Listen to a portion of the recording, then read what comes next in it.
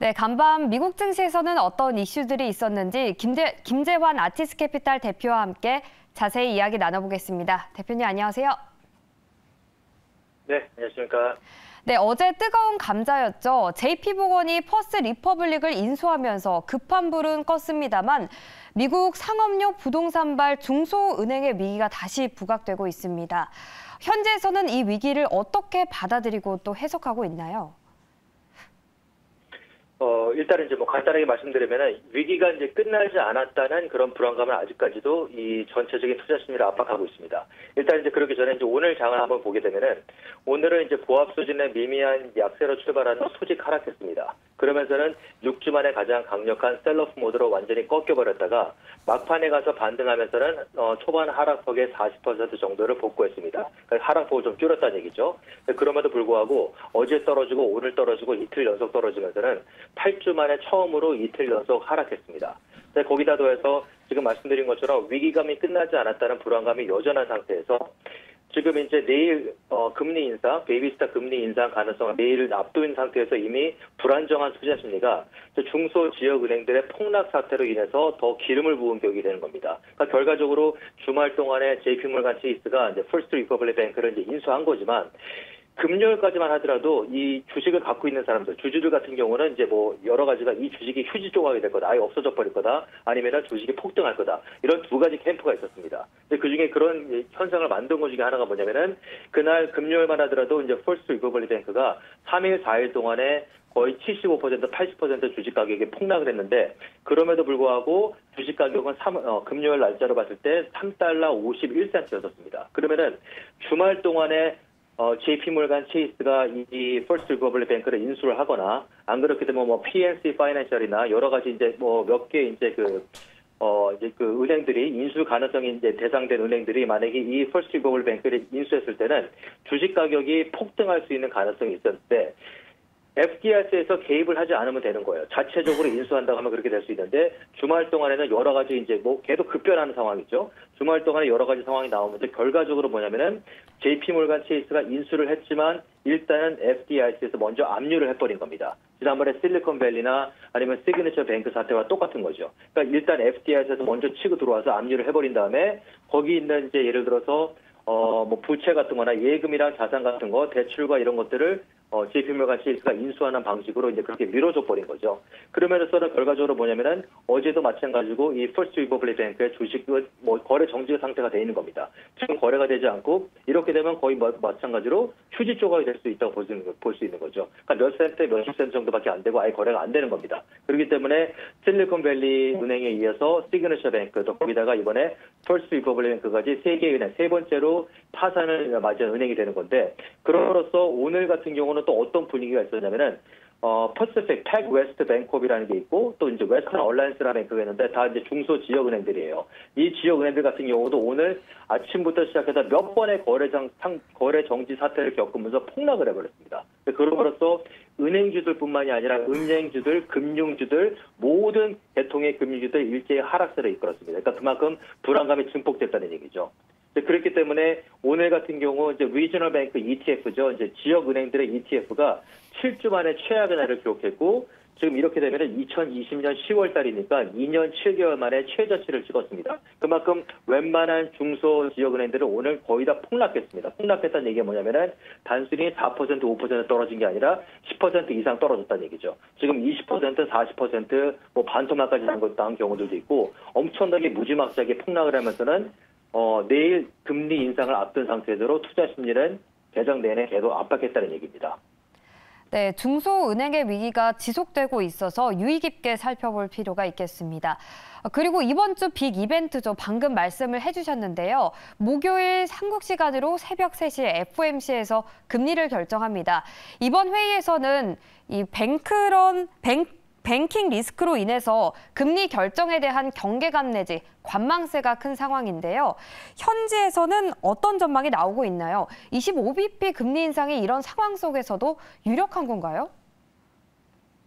지금 이제 뭐 패드워치를 봤을 때는 일단 채권 이 트레이더들이 이제 패드워치를 봤을 때는 내일 금리 인상 가능성은 85%를 계속 유지하고 있습니다. 그러니까 지난주부터 마찬가지로 85에서 90으로 올라갔다 다시 80으로 떨어졌다 이런 식이지만 결과적으로 지금 이제 금리 인상 가능성 같은 경우는 지금 봤을 때 얘네가 이제 87% 오늘부로 87%에 육박했고 동결 가능성은 13%입니다. 그리고 이제 6월달 동결 가능성이 85%를 유지하고 있고 6월달 금리 인하 가능성, 베이비스타 금리 인하 가능성은 15%입니다. 그럼 여기서 주목해야 될 건 뭐냐면은 지난주와 달리 6월달의 금리 인상 가능성이 완전히 사라져 버렸다는 얘기입니다. 그러니까 지난주만 하더라도 6월달 금리 인상 가능성이 10% 정도를 유지하고 있었어요. 근데 이제 그게 아예 없어졌다는 얘기죠. 그리고 이제 보면은 이 경제 지표들이 발표되는 거가 오늘도 이제 10년 만기, 2년 만기 국채금리는 모두 다 하락했습니다. 그리고 전체적으로 봤을 때 이제 국제 유가 같은 경우도 5주 최저치로 밀린 상태고 그리고 이제 섹터 같은 경우도 11개 섹터 중에서 딸랑 하나를 제외하고는 10개 섹터가 일제히 다 하락했습니다.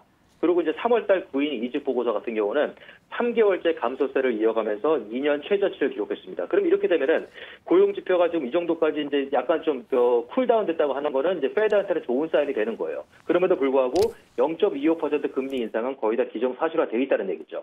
그렇지만 지금 이제 여기서 미국에서 증권 전문 채널 CNBC 같은 경우나 뭐 팍스 비즈니스 뉴스나 아니면 블룸버그를 보더라도 전체적인 사람들한테 서베이 한 것 중에 하나가 뭐냐면은 내일 금리 인상이 되느냐 안 되느냐 100% 정도가 된다고 이제 예상을 하고 있는 거고 그 대신에 뭐냐면은 50% 넘는 사람들은 금리 인상이 되지 않아야 된다고 하고 있습니다. 왜 그러냐면은 지역 은행들의 지금 은행권 위기가 해소되지 않은 거고 또 지금 첫 번째 질문에서 말씀하신 것처럼 예를 들어서 이제 상업용 부동산 같은 거가 위기가 아직 터지지도 않았다는 얘기예요. 근데 그런 것까지 마찬가지로 지금 중소은행들에서 대출을 그만큼 좀 줄어들게 하고 대출 심사를 좀 강화하게 되고 이렇게 되면은 결과적으로 이제 그만큼 자금난에서 이제 그 자금 유동성이 줄어드는 거기 때문에 결과적으로 이제 금리 인상 효과랑 비슷한 효과를 낼 수 있는 거기 때문에 이미 금리 인상이 지금 이렇게 되면서 경기 침체가 오는 가능성은 확실히 높아졌기 때문에 금리 인상 되지 않는 거가 맞다는 이제 그런 또 캠프가 있는 거죠. 그럼에도 불구하고 내일 금리 인상 가능성은 거의 제가 봤을 때도 기정사실화 되겠다고 보는 겁니다. 그리고 항상 보면은 연준에서 금리 인상 가능성이 80%다, 70%다, 동결 가능성이 뭐 20%다 하더라도 20%, 15%를 말한다고 하더라도 그만큼 이게 0%가 아니기 때문에 아직까지 그 가능성이 충분히 있다는 얘기입니다. 그렇지만 제가 경험한 거로도 몇 년 동안 봤을 때는 저거 이제 예를 들어서 20%, 10%가 가능성이 있다 하더라도 70%, 80%를 차지하는 비율은 항상 그대로 가는 경우가 있습니다. 이거를 제쳐버리고 갑자기 변수가 생겨서 20% 가능성에 맞게 금리가 인하되거나 인상되거나 이런 가능성은 저도 본 적이 없습니다. 그렇기 때문에 내일 같은 경우는 거의 이제 0.25% 금리 이제 인상이 된다고 보는 거지만 그리고 또 하나 봤을 때는 내년도 1월달 기준금리가 지금 보게 됐을 때는 한 4에서 4.25% 정도가 되는 거가 그쪽으로 가능성이 좀 더 치우치고 있습니다. 그렇다는 얘기는 무슨 얘기냐면은 내일 금리 인상이 된다고 하면은 기준금리가 5에서 5.25%가 될 겁니다. 근데 내년 1월 달에 4에서 4.25%가 된다는 얘기는 1%가 하락했다는 얘기입니다. 그러면은 올해 안에 아마 뭐 0.25%의 베이비 스텝 예를 들어서 이제 금리 인하 가능성이 한 3번, 4번 정도는 있을 수 있다는 얘기입니다. 그런 가능성이 완전히 사라지지 않았다는 얘기예요.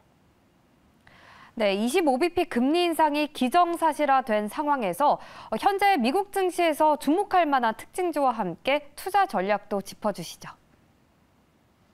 오늘은 이제 눈에 띄게 움직임들이 몇 가지가 있었습니다. 이제 그 중에 하나가 이제 소파이 테크놀로지인데 이 소파이는 어제 이제 실적 결과를 발표했는데 뭐 예상보다 다 예상치를 다 상회한 실적 호조를 기록했습니다. 거기다 더해서 다음 분기 수익과 매출 또 올해 총 수익과 매출까지 싹 다 높였습니다. 그럼 한마디로 뭐냐면은 웬만큼 좋은 소식이 나올 수 있는 것들은 다 얘기를 했다는 얘기입니다. 그렇게 되면 평소 같았으면은 주식은 15%, 20% 폭등할 수 있었어요. 그럼에도 불구하고 개장 초 아침에 4.5%, 5% 플러스로 시작했다가 바로 약세로 하락 관절하면서는 끝날 때는 12%가 폭락해서 끝났습니다. 거기다 더해서 오늘도 이 하락상에 연결되면서는 추가 하락했습니다. 한 투자사로부터 투자 등록과 프라이스 타겟에서 일제히 이제 하향 조정 받았는데 장중 최고 13.7%까지 폭락했다가 끝날 때는 10% 정도 이제 폭락으로 끝나면서는 어제 이후 오늘도 이틀 연속 4개월 최저치로 무너졌습니다. 그렇게 되면은 올해 들어 소파이가 올해 들어 수직 상승하면서 뭐 폭등을 했었는데 반등했던 것들 싹 다 거의 다 없어버리고 2월 2일 찍었던 6개월 최고치에서는 43%가 폭락한 지점에 머무르고 있습니다. 그러니까 한마디로 뭐냐면은 1월부터 2일까지 수직 상승해서 올라갔다가 지금 2개월 반 정도 동안에는 쭉 떨어지면서는 다시 예를 들어서 이제 1월 달 그러니까 한 4개월 정도 최저치로 그냥 밀려버렸다는 얘기죠. 그리고 이제 다른 주식 중에 하나는 체그가 있는데 체그는 기대치보다 잘 나온 실적 호조를 기록했음에도 예를 들어서 이제 3월 달부터 챗 GPT가 신규 멤버 등록에 이제 안 좋은 영향을 끼쳤다고 하는 겁니다. 한마디로 이제 뭐냐면 이게 온라인 에듀케이션 이제 그 컴퍼니인데 지금 사람들이 신규 가입자들이 등록이 안 되고 있다는 얘기예요. 왜? 챗 GPT한테 계속 물어보고 이쪽으로 교육을 이제 받고 있는 거니까 그래서 신규 멤버 등록에 이제 그 감소했다고 하면서는 한순간에 단숨에 그냥 반토막이 나버렸습니다. 50%가 폭락을 해버렸어요. 그러면서는 올해 들어서 65%가 폭락한 6년 최저치를 찍었습니다. 그전까지는 2년, 3년 최저치에 머물고 있다가 한순간에 6년 최저치까지 바로 그냥 추락했다는 얘기죠. 그리고 이제 랜딩 트리가 있는데 랜딩 트리는 예상치보다 EPS가 수익이 예상치보다 36센트가 더 잘 나왔습니다. 그러니까 적자 예상에 흑자가 나왔습니다. 그럼에도 매출, 레버뉴 같은 경우는 이제 2억 달러가 나오면서는 예상치에는 못 미쳤어요. 그리고 이 정도 수준이 뭐냐면은 작년에 비해서는 29%가 감소한 수준입니다. 거기다 더해서 다음 분기 수익 그리고 매출 또 올해 총 수익과 매출까지 모두 낮춰버렸습니다. 그러니까 한마디로 실적 결과는 엇갈린 실적 결과였는데 전망은 뭐 무조건 낮추면서는 안 좋은 악재로 작용했다는 얘기죠. 그럼으로써는 이제 랜딩 트리 같은 경우가 개장 초 31.5%까지 완전히 폭락을 했다가 끝날 때 가서는 한 20% 정도 마이너스로 끝났지만 2013년 이후 가장 낮은 10년 2개월 최저치를 기록했고 1년 전에 비해서는 무려 81%가 떨어졌습니다. 그리고 이제 랜딩 트리를 2019년도에 아주 잘 나갔을 때 2019년도 6월 달에 사상 최고치를 기록했을 때가 한 주당 434달러 93센트입니다. 그러니까 435달러 정도 했던 주식이 현재 오늘 종가 기준으로 했을 때 17달러 50센트입니다. 그러면 최고치에서 무려 97%를 폭락했다는 얘기입니다.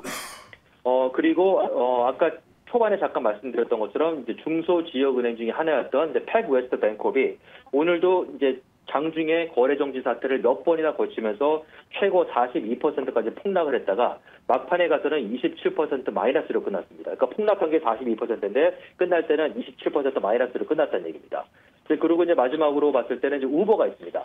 우버 같은 경우는 예상치를 다 이제 상회한 실적 호조를 기록했습니다. 그리고 이제 다음 분기 또 올해 총 수익과 매출 전망까지 모두 높였어요. 그러면서 이제 11%가 폭등했는데 이 정도까지 실적 호조에다가 전망까지 높였음에도 11%까지밖에 못 올랐다는 얘기는 그동안에 상당히 많이 올랐다는 얘기입니다. 그만큼 미리 실적 호조를 기조해서 미리부터 올랐기 때문에 막상 실적 결과가 나타난 다음에 셀링 프레셔가 들어오면서 프라이스 테이킹이 들어올 수 있는데 반대로 이제 상승세를 연결시켰다는 얘기죠. 그러면 이제 우버 같은 경우는 2월 8일 날에 찍었던 1년 최고치에서는 97센트 모자란 지점까지 반등했습니다. 그럼 무슨 얘기냐면은 12월 30일 날 바닥을 찍고 우버가 1월 달 초부터 시작해서 2월 8일까지 거의 한 달 동안에 수직 상승을 하면서는 폭등했던 거를 예를 들어서 지금 이후 2달 반 동안에는 다시 떨어지면서 조정을 줬다는 얘기죠. 그러니까 그만큼 조정을 주면서 예를 들어서 떨어졌던 거에 조정을 주고 있는 상태에서 그만큼 떨어졌다 다시 이제 5일 연속, 오늘까지 5일 연속 반등했습니다. 그러므로서는 상승 모멘텀을 다시 한번 가속화시켜서 이제 이어가고 있다는 얘기인데, 그러므로서는 이제 올해 들어서는 우버는 여전히 48% 폭등한 지점에 지금 와 있는 겁니다. 네, 대표님 말씀 감사합니다. 네, 지금까지 김재원 아티스캐피탈 대표와 함께 미국 증시 이슈들 짚어봤습니다.